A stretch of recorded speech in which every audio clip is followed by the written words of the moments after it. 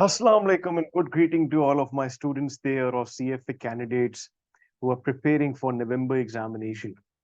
अब जैसे आप जानते हैं आपके एग्जाम में सिर्फ और सिर्फ मेरे ख्याल से close to 15 to 20 days रह गए and most of the students are still confused कि कैसे रिवाइज किया जाए। तो मैं आज इस वीडियो में I'll be highlighting कि आप किस तरीके से अपना रिवीजन रखो, क्या क्या चीजें इंपॉर्टेंस रखो, कैसे रिवीजन इफेक्टिव हो सकता है आपका, कैसे वो रिजल्ट में ट्रांसलेट हो सकता है आपका, टाइम बेहतर मैनेज हो सकता है आपका। तो वो सारी चीजें डिस्कस करेंगे। तो मैं की पॉइंट्स रखूंगा, तो इस वीडियो को एंड तक देखें लाजमी एंड मेक श्योर करें कि आप ये चीजें जरूर फॉलो करें for your revision, because I have seen that दो students following these points definitely उनका रिवीजन बहुत अच्छा होता है और रिजल्ट में भी ट्रांसलेट होता है। और मैंने ये खुद अपनाई हुई चीजें जो मैंने भी अपने जर्नी के वक्त, सीएफए की जर्नी जब मैं प्रिपेयर कर रहा था, मैंने खुद भी ये अपनाई थी और मैंने बहुत से स्टूडेंट्स को देखा है कि बहुत फायदा देता है आपको। सबसे पहले एज वी हैव सीन, आपके सामने स्क्रीन आ रही होगी, उस पर देखिएगा, आपके पास 15 टू 20 डेज है and everyone is much concern कि हमें इन 15 टू 20 डेज में सर क्या करना चाहिए। 15 टू 20 डेज में सबसे पहला की पॉइंट, स्ट्रेस लेवल्स। ये बहुत इंपॉर्टेंट की पॉइंट है और दिमाग में रखिएगा। स्ट्रेस लेवल्स क्या मतलब सर? सर आपने अपने स्ट्रेस लेवल्स को सबसे पहले मैनेज करना है, बिकॉज जैसे जैसे एग्जाम करीब आने लग जाता है ना, आप पगलाने लग जाते हैं, टेंशन लेने लग जाते हैं, पैनिक मोड में चले जाते हैं। तो ब्रेन, याद रखो, ब्रेन जो होता है ना, वो पैनिक मोड में काम करना छोड़ देता है। टेंशन में, स्ट्रेस में, एंजाइटी में, नींद पूरी नहीं हो रही है, मैं फेल हो गया या मैं फेल हो गई तो क्या होगा। तो ये जो फेयर ऑफ फेलियर है ना, इसको पॉजिटिव चीज में ट्रांसलेट करो। सोचो अगर मैं पास हो गया तो, फेल हो गया तो क्या होगा, फिर से एग्जाम दोगे तो नहीं होगा, एग्जाम वेस्ट ऑफ मनी हो गया, पैसे जाया हो गए। भाई किसी चीज से पैसे जाया नहीं होते, आपने कुछ ना कुछ हमेशा सीखता है इंसान। तो अभी वो चीजें छोड़ दो कि सर मैं फेल हो गया तो क्या होगा, क्या हो जाएगा, जिंदगी चली जाएगी, पढ़ना छोड़ दोगे, जॉब छूट जाएगी, क्या हो जाएगा। तो राइट नाउ वो फेयर ऑफ फेलियर एक चीज जरूर कर देगा कि वो अभी फेल करवा देगा। वो अभी आपके हाथ पैर काप काप जाओगे, फूल जाएगा आपका दिमाग, आप पढ़ना छोड़ दोगे। तो अभी से ये स्ट्रेस लेवल्स को समझा के रखो कि मैंने इतनी टेंशन नहीं लेनी है कि जिंदगी या मौत का खेल बना दूं इसको। मैं इतना स्ट्रेस नहीं ले लेना मैंने इसके ऊपर, ठीक है। तो मेरे लिए, मैं जब भी स्ट्रेस मेरे ऊपर आता था ना, I used to channelize that stress. कैसे? देखो, आपका काम है, और ये कोटेशन आपने याद रखनी है, अपने पास याद रखनी है, आपका काम है give your best, give your best and leave the rest. ये बार बार रिपीट करते हैं, लीव द रेस्ट। आपके हाथ में जो चीज नहीं है ना, उसके बारे में नहीं सोचना आपको। So you need to give your best, बाकी चीजें छोड़ देनी है। पास होगा नहीं होगा, कैसे होगा, रिजल्ट कैसा आएगा, सवाल कैसे आएंगे, प्रॉब्लम तो नहीं होगी, चीजें फंस तो नहीं जाऊंगा, ये सारी जो आपके हाथ में कंट्रोलेबल नहीं, उन सबको रिवीजन टाइम पे भूल जाना है। बिकॉज आप कितने अरसे से पढ़ते हुए आ रहे हो, उस वक्त आपने अपने ब्रेन में इतना पैनिक मोड नहीं दिया था। जैसे एग्जाम आता है तो आप पैनिक मोड देते हो, तो उसमें वो चीजें भूलने लग जाता है, ब्लैंक होने लग जाता है, आपको मजीद डराने लग जाता है, बार बार रिवीजन चाहता हो। तो आप सिंपली इस नियत से पढ़ोगे कि आप अपने आप को तैयार करो एक बैटल के लिए, एक जंग के लिए, और आप तैयारी, पूरी तैयारी करके जा रहे हो, देखा जाएगा जो होगा उसमें, और अपनी तरफ से फुल तैयारी करके जा रहे हो। So give your best and leave the rest. ये आज से जो आपके 15 दिन रह गए, ये हर दिन लाइन बोलते रहेंगे आप, और अपने स्ट्रेस लेवल्स को बिल्कुल क्या रखेंगे, बेहतर रखेंगे, बल्कि पॉजिटिविटी में चैनलाइज करेंगे। स्ट्रेस से फायदा ये होता है, इंसान पढ़ता है, इंसान टाइम टेबल बनाता है, इंसान रिवीजन करता है, प्रैक्टिस करता है। स्ट्रेस को पॉजिटिविटी की तरफ क्या करो, चैनलाइज करो। Number one tip. Second tip, time management. Second tip क्या है? Time management. रिवीजन के वक्त इंसान को लगता है वो सब कुछ कर सकता है, इंसान ऐसे समझने लग जाता है he can do everything. Sir मैं 1000 सवाल भी कर लूंगा, सर मैं मॉक्स भी कर लूंगा, सर मैं रिवीजन भी कर लूंगा, मैं सिलेबस भी गो थ्रू कर लूंगा, पहाड़ भी चढ़ जाऊंगा, मैं ओलंपिक्स में भी रेस लगा दूंगा, मैं सब करना चाहता हूँ ताकि रिवीजन में सब हो जाए। सर भाई सब कुछ नहीं हो सकता है, it will always have a cost. किसी there is nothing as free lunch, कुछ ना कुछ कॉस्ट आप क्या करोगे, बेयर करोगे। बहुत ज्यादा आप सवालों में ज्यादा घुस गए, सिलेबस भूल ना जाओ। बहुत ज्यादा सिलेबस में घुस गए तो प्रैक्टिस आपकी ना अवॉइड हो जाए। आप कहीं इतने ड्रेन ना हो जो कि एग्जाम डे में डिलीवरी ना कर सको। तो इस सब चीजों का ख्याल करना है। तो आपने इन जो आपके पास ये 15 दिन बच रहे हैं ना, इसमें आपने टाइम मैनेजमेंट बहुत अच्छे से करना है। टाइम मैनेजमेंट ऐसे करना है, कैसे करना है टाइम मैनेज, कि सबसे पहले तो आप देखो आपके पास आप पर डे कितने घंटे निकाल पाते हो per day, hours per day. Obvious ही बात है, कोई ज्यादा निकाल जाएगा तो उसके पास बोनस है, कोई कम निकालेगा, लेकिन आपने आवर्स पर डे अच्छे से निकालना है। अच्छा, इससे पहले स्ट्रेस की जो मैंने आपको टिप दी उसको बहुत अच्छे से फॉलो कीजिएगा, बिकॉज मैंने एक्सपीरियंस किया है। अच्छे अच्छे लोग रह जाते हैं इस वजह से, उन्होंने पैनिक बहुत ले लिया होता है। जिन्होंने तैयारी व्यारी सब, तभी मैंने स्ट्रेस पहला पॉइंट रखा है कि सबसे पहले तो आप उसको क्या करो, चैनलाइज करो, उसके बाद दूसरे पॉइंट्स रखें। सर मैं टाइम मैनेजमेंट कैसे करें? आप पहले देखिए आपके पास जॉब गोइंग है, आपके पास कितने घंटे बच रहे हैं, फिर उस हिसाब से आप प्रायोरिटाइज करें कि किस चीज को पहले टाइम दूं। ऑब्वियस ही बात है, कोई शख्स दिन में नहीं कर सकता होगा 200 सवाल, 50 कर सकता होगा, 60 कर सकता होगा, 70 कर सकता होगा, तो वो टारगेट करे। ऐसा ना करे कि 100-200 सवालों की वजह से अगेन स्ट्रेस ले ले, बोले हो ही नहीं रहे, टारगेट इतना मुश्किल बना दिया, अचीव ना हो, स्ट्रेस हो जाए, पैनिक हो जाए। वो गड़बड़ नहीं करनी है आपने। टाइम बेस्ट तरीका मैनेज करने का तो क्या है?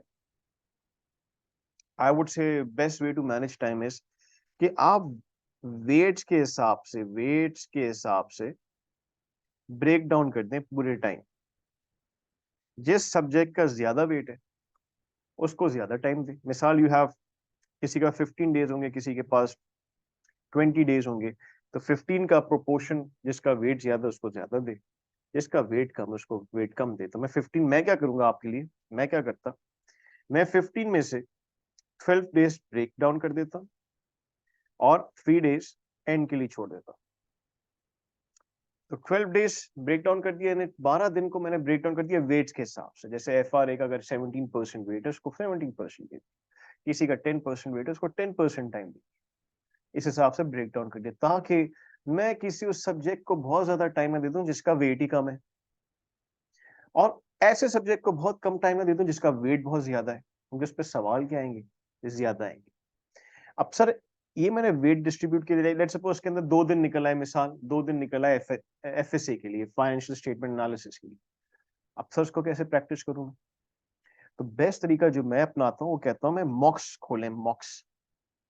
लोग ना इसको बड़ा लाइटली लेते हैं मॉक्स को, पता नहीं क्यों लाइटली लेते हैं। मॉक्स खोलें और टॉपिकली करें उसको, टॉपिक वाइज। मिसाल आप कोशिश करें सीएफए के मॉक्स ले लें, श्वेजर के मॉक्स ले लें, आपके पास शायद 6 मॉक्स हो जाए।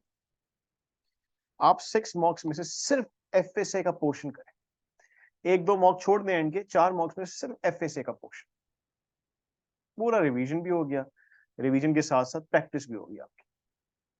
क्यों कह रहा हूं ये करने के लिए? देखो आप इससे पहले, आप ब्रेन आपका प्रिपेयर्ड है टॉप चैप्टर बाय चैप्टर के क्वेश्चंस करने के लिए। आप इससे पहले पूरी तैयारी चैप्टर बाय चैप्टर क्वेश्चंस करते आ, जो प्रिपेयर करना है ब्रेन को, हमने उस माहौल में लेकर आना ब्रेन को जो एग्जाम में मिलेगा। एग्जाम में एक साथ आएंगे सवाल एफएसए के, चैप्टर बाय चैप्टर नहीं आएंगे। तो हमें उसको ट्रेन करना है ब्रेन को कि वो एक साथ कैसा परफॉर्म करता है, उसको वो आदत दिलवानी है अभी से, ताकि एग्जाम डे में बिल्कुल ट्रेन बैठा हो कि सवाल ऐसे आने, चैप्टर बाय चैप्टर नहीं आने। इस बात को समझना है आपने। और हो सकता है कि हर हर टॉपिक के अंदर बिल्कुल हो सकता है आप किसी एक आध चैप्टर में घबरा रहे हो, अच्छा परफॉर्म नहीं कर पा रहे हो, इट हैपेंस, मेरे साथ होता है। हम पढ़ाते हैं जब, तो हम कोई अच्छा टॉपिक पढ़ा रहे तो कुछ अच्छा नहीं पढ़ा रहे होते। हम पढ़ते हुए हमारे साथ होता है कोई अच्छी चीज लग रही है, कुछ बुरी चीज लग रही है, किसी में ग्रिप अच्छी आ रही है, किसी में कमजोर आ रही है। अब स्टूडेंट क्या करते हैं, जैसे क्वांटिटेटिव मेथड्स में अमूमन प्रोबेबिलिटी कॉन्सेप्ट्स में बहुत स्टूडेंट स्टक होते हैं, तो उनको पूरा क्वांट्स में कॉन्फिडेंस गिर जाता है। भाई वो बहुत सारे चैप्टर्स में से सिर्फ एक चैप्टर है जिस कितने सवाल आ जाएंगे उसके, 2, बाकी तो या 3 आ जाएंगे, बाकी भी तो इतना बड़ा पोर्शन है क्वांट्स का। तो कॉन्फिडेंस रखना है कि सिर्फ एक टॉपिक की, एक चैप्टर की वजह से आपने पूरे टॉपिक पे लूज नहीं कर देना कॉन्फिडेंस, वरना आप सही से उस पर मोटिवेट होकर पढ़ोगे। टॉपिक बाय टॉपिक आपने मॉक्स किए, और याद रखो, दिमाग में बता दो कि मैंने प्रैक्टिस मोड में एग्जाम में जाना है। इसमें आप ऐसा नहीं करेंगे कि आप फिर से रिवीजन बैठ गए, सिलेबस कर रहे हो, सिर्फ चैप्टर बाय चैप्टर के क्वेश्चंस कहने लग गए, नहीं।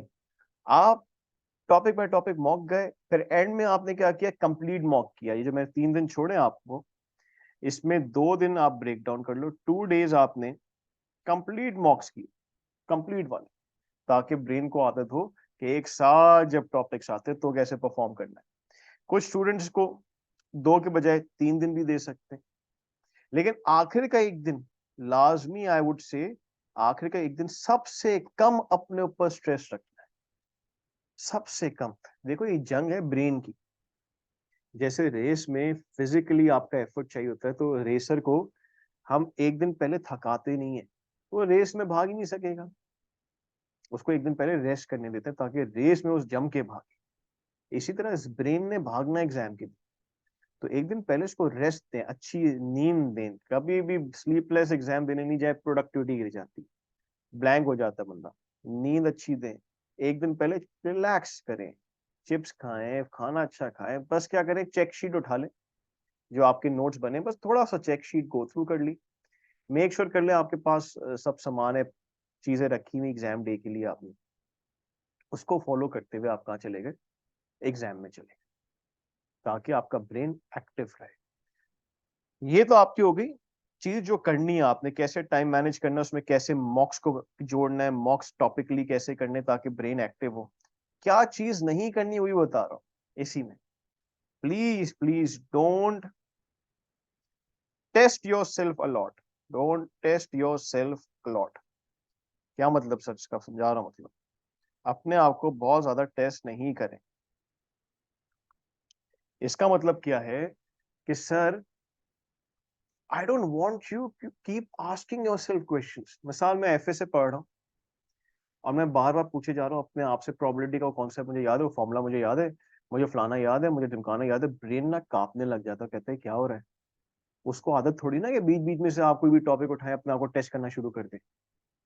बहुत सी चीजें ब्रेन के अनकॉन्शियस माइंड में होती है, कॉन्शियसनेस में नहीं होती है। बिल्कुल ऐसा आप गाड़ी चलाते पूछ रहे, मैं मुझे गियर लगाना आता है, मुझे रेस लगाने आती है, मुझे स्टीयरिंग घुमाना आता है, नहीं आता, तो आप खुद सोच में पड़ जाओगे मुझे आता ही नहीं आता, आप कंफ्यूज होने लग जाओगे।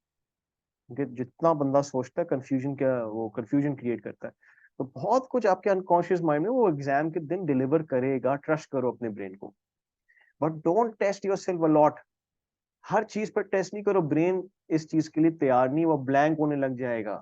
तो मैंने देखा एग्जाम से एक दिन पहले स्टूडेंट अपना को बार बार, इवन एग्जाम हॉल के बाहर, वो ये पूछ रहे थे मुझे आता है, मुझे आता है, मुझे आता है। रिलैक्स होके जाओ, मत पूछो, ब्रेन को मत थकाओ।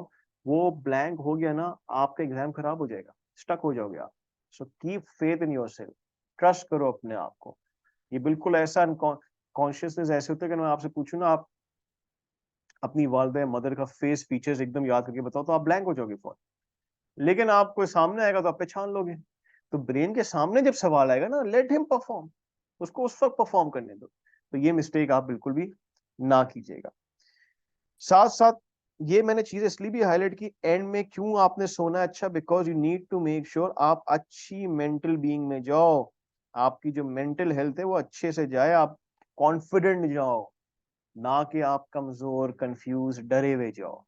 दोनों में आउटपुट का फर्क डिफरेंट होता है। याद रखो, कोई भी इतना कॉन्फिडेंट नहीं होता कि एग्जाम पास हो जाएगा, मेरा तो फौरन पास हो जाएगा एग्जाम। मैं ऐसा कॉन्फिडेंट नहीं गया था। इंसान को पता होता कभी भी 100% कोई प्रिपेयर नहीं होता। मुझे याद नहीं है क्लास 1 से लेके अब तक मुझे हो कि मेरी 100% तैयारी। कोई भी 100% नहीं होता, कोई 1% कमी रह जाती, 10% कमी रह जाती है। इंसान अपना बेस्ट, जितना बेस्ट एफर्ट कर सकता है तैयारी के वक्त, वो करके एग्जाम हॉल में जाता है कि मैं इतने सवाल सही कर लूं कि पास हो जाऊं। पासिंग के लिए भी 100% मार्क्स नहीं ना मांग रहे आपसे, पासिंग के लिए भी मांग रहे 65 to 70% लिया यार, पास हो जाओ। तो हम वही दिमाग में रखते हुए जाते। सो अपने आप को काम, कूल एंड कॉन्फिडेंट और कैलकुलेटिव के एग्जाम डे में जाके मैं अच्छी परफॉर्मेंस दे सकूं। लास्टली मेक श्योर कीजिएगा बस कि जो एग्जाम डे की रिक्वायरमेंट्स है, आपके पास पासपोर्ट लाजमी हो, you should be having a passport, वो लेके जरूर जाओ आप। पासपोर्ट में मेक श्योर कर लीजिएगा आपका नाम और जो सीएफए में आपने नाम लिखवा है वो दोनों मैच करते हो, because I have scene so many cases जब पासपोर्ट नेम डिफरेंट है, सर नेम वगैरह ये सब डिफरेंट है, और सीएफए में नेम डिफरेंट लिखवा है, वो आपको एग्जाम में बैठने नहीं देते। सो ये एग्जाम से पहले आप रेक्टिफाई करके जाइएगा, पेंसिल वगैरह रख लीजिएगा। इसमें सीएफए में कोई टिकट डॉकेट नहीं मिलता, तो आप जो प्रोमेट्रिक टेस्ट सेंटर से आपको कंफर्मेशन आती है, वो कंफर्मेशन एहतियातन लेटर आप प्रिंट करके ले जा सकते हैं, otherwise it is not required. एहतियातन अपनी सहूलत के लिए, for your ease, you can take that. So again I wish all my students, all the CFA candidates who are watching this video, best of luck। अच्छे से तैयारी करके जाओ, और भूल जाओ आप फेल हो गए, भूल जाओ। कुछ हो सकता है कि इनका टाइम क्रंच आ गया, अब जाके पढ़ रहे हो, पढ़ के आप जरूर, कहते हैं ना, give your best shot from today, बाकी देखा जाएगा। इंशाल्लाह पास हो गए तो मिठाई चॉकलेट बांटिएगा, फेल हो गए तो अज़म कीजिएगा नेवर गिव अप का, और फिर से बाजी लगाइएगा। So thank you so much from my side, and I wish all my students best of luck, and I hope that मैं अच्छे रिजल्ट्स देखूं इंशाल्लाह। If any of my students have any questions, they can always approach me. Thank you.